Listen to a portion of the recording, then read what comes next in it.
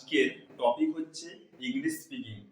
How to speak English, মানে English speaking আমরা কিভাবে করব। দেখো দেখো বন্ধুরা, এটা খুবই একটা গুরুত্বপূর্ণ বিষয়। ঠিক আছে, যে ইংলিশ স্পিকিং কিভাবে করব। দেখো, ইংলিশ স্পিকিং করার একটি মাধ্যম হচ্ছে তোমাকে প্র্যাকটিস করতে হবে।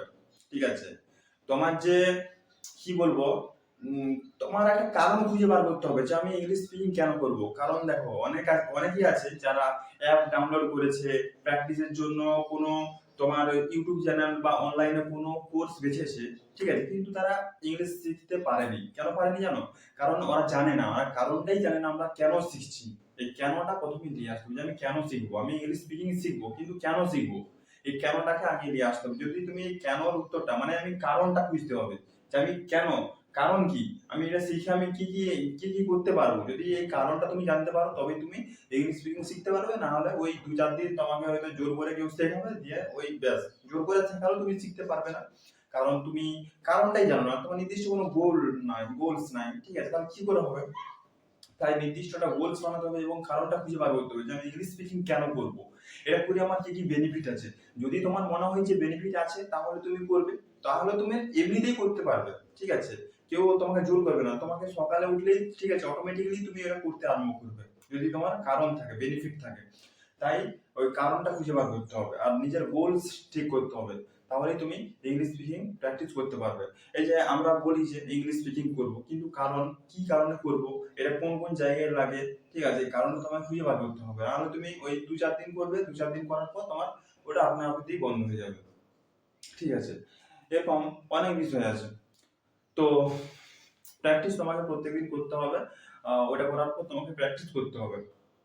কারণটা খুঁজে বার করলে, কারণটা খুঁজে বার করার পর তোমাকে প্র্যাকটিস করতে হবে প্রতিদিন। ঠিক আছে, সেন্টেন্স তোমাকে মেক করতে হবে, তৈরি করতে হবে, প্রিপোজিশন গুলো ভালোভাবে প্র্যাকটিস করতে হবে, টেন্স ভালোভাবে পড়তে হবে, জানতে হবে কোথায় টেন্স এর কি ব্যবহার করা হচ্ছে, প্রেজেন্ট টেন্সে আমাদের কি ব্যবহার করা হচ্ছে, এই প্রেজেন্ট পাস্ট আর ফিউচার টেন্স কিন্তু ভালোভাবে জানতে হবে। কারণ আমাদের বাক্য তৈরি বা সেন্টেন্স তৈরি করার জন্য আমাদের এই টেন্সের ব্যবহার অত্যন্ত গুরুত্বপূর্ণ। ঠিক আছে, তাই তোমরা এই যে টেন্স আছে, প্রিপোজিশন আছে, এগুলো একটু ভালোভাবে জানতে হবে। ভয়েস চেঞ্জ, নারেশন চেঞ্জ না জানলেও হবে, কিন্তু এগুলো মোটামুটি জানতেই হবে। ঠিক আছে, তবে তুমি করতে পারবে। তাই দৈনন্দিন ব্যবহৃত সেন্টেন্স গুলো তোমাকে প্র্যাকটিস করতে হবে এবং তৈরি করতে হবে নিজেকে। যদি প্রথমে তুমি নিজে তৈরি করবে, যদি না করতে পারো তাহলে ইউটিউবে সহায়তা নিতে পারো। ইউটিউবে অনেক ভালোভাবে বুঝিয়ে দেবে সেখানে। ঠিক আছে, গুগলের থেকেও অনেক ভালোভাবে তোমাকে বুঝিয়ে দেবে ইউটিউব থেকে। তাই ইউটিউবটা তোমরা ব্যবহার করতে পারো। প্রথমে নিজে প্র্যাকটিস করবে। প্র্যাকটিস যখন দেখছো যে পারছি না, ঠিক আছে, সেন্টেন্স লেখা ভুলভালই তুমি লিখবে। হ্যাঁ, আমি জানি শেখার সময় একটু ভুলভাল হয়, ওই ভুলভালই লিখবে। ওই ভুলভাল লিখতে লিখতে, ঠিক আছে, কখনই যে তোমার তুমি ভালোভাবে শিখে যাবে তুমি নিজেও জানতে পারবে না। তাই ভুল ভুল শিখতে শিখতে তুমি ভালো শিখবে। তাই ভুল শেখো, অবশ্যই ভুল শিখো, ভুল শিখতে শিখতে ভালোটা শিখা হবে। আর প্র্যাকটিস করতে হবে প্রত্যেকদিন। Practice is the main way to improve your skill. যদি তুমি প্র্যাকটিস করো তাহলে তুমি যে কোনো ভাষা, যে কোনো ল্যাঙ্গুয়েজ, ঠিক আছে, বাংলা, হিন্দি, ইংরেজি, উর্দু, তামিল, যে কোনো ভাষা তুমি শিখতে পারবে, যে কোনো স্কিল শিখতে পারবে। ঠিক আছে, ওই স্কিল শেখার আগে তোমাকে আগে জানতে হবে কেন শিখবো, কারণটা তোমাকে খুঁজে বার করতে হবে, তারপরে তোমাকে প্র্যাকটিস করতে হবে। কারণ তুমি যদি কেন শিখছি তুমি কারণ না খুঁজে পাও, তুমি যতই প্র্যাকটিস করো প্রতিদিন, তোমার কোনো বেনিফিটই কোনো লাভ হবে না। তাই একটা গোলস ঠিক করতে হবে যে আমি কেন শিখছি, কারণ কি, আমি এটা শিখেছি কি কি বেনিফিট আছে, তাহলে তোমার ওটা কাজে দেবে, না নচেত কাজে দেবে না। তাই এই কেনটা খুবই ইম্পর্টেন্ট। কেন, এই কারণ খুঁজে বার করতে হবে। ঠিক আছে, তাই আমি বলবো যে এটা খুঁজে বার করা, এটা অত্যন্ত একটা গুরুত্বপূর্ণ বিষয়। তোমরা চাইলে একটা এটা খুঁজে বার করার পর তোমরা প্র্যাকটিস করতে পারো সিভি অ্যাপ্লিকেশন। এই সিভি অ্যাপ্লিকেশনটা খুবই একটি গুরুত্বপূর্ণ অ্যাপ। এই অ্যাপটা তোমরা ব্যবহার করতে পারো। এখানে 30 মিনিটস মানে আধ ঘন্টা ডেলি ফ্রি দেয় ইংলিশ স্পিকিং করার জন্য। ঠিক আছে, এই অ্যাপটা তোমরা ব্যবহার করতে পারো। আর প্র্যাকটিস আনলিমিটেড প্র্যাকটিস করতে পারো, আনলিমিটেড প্র্যাকটিস করতে হবে। তোমাকে প্র্যাকটিস না করলে তুমি ভাই শিখতে পারবে না। প্রতিদিন প্রতিটা মুহূর্তে তোমাকে প্র্যাকটিস করে যেতে হবে, কারণ তুমি এটা শিখতে চাইছো। তোমার একটা ইম্পর্টেন্ট আছে, ইংলিশ স্পিকিংটা একটা ইম্পর্টেন্ট, ইংলিশ ল্যাঙ্গুয়েজটা ইম্পর্টেন্ট। আবার মোবাইল ঘাটছি এখানেও ইংরেজি, কম্পিউটার ঘাটছি ওখানেও ইংরেজি, বই পড়ছি, বইটা ধরো বাংলায় আছে কিছু কিছু, কিন্তু ইংরেজি তো বই পড়তে হচ্ছে, ঠিক আছে। তো এইসবের ক্ষেত্রে আমাদের ইংরেজি শেখাটা খুবই অত্যন্ত জরুরি। আগামী 5-10 বছরের মধ্যে এই স্পিকিংটা আরো বেশি ইম্পর্টেন্ট হবে, 5 বছরের মধ্যে।